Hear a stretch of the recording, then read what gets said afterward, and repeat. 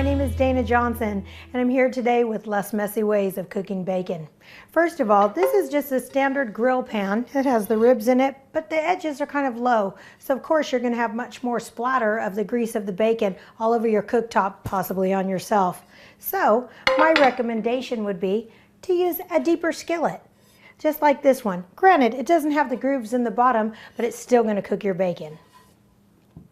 Also, another technique, using a paper plate and paper towels and your raw bacon and cooking it in the microwave, and that's what I'd like to show you how to do today.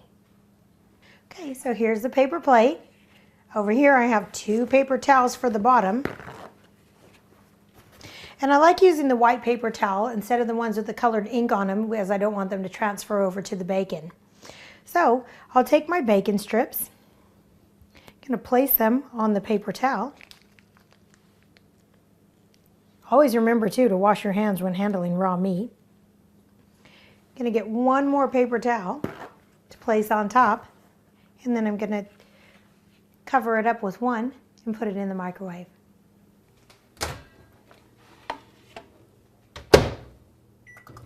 I'm going to use 1 minute on the microwave. It is 1,000 watts. Of course, each of us, you have different microwaves with different wattage, so be sure to cook your bacon for the way that works best for you. So there it is.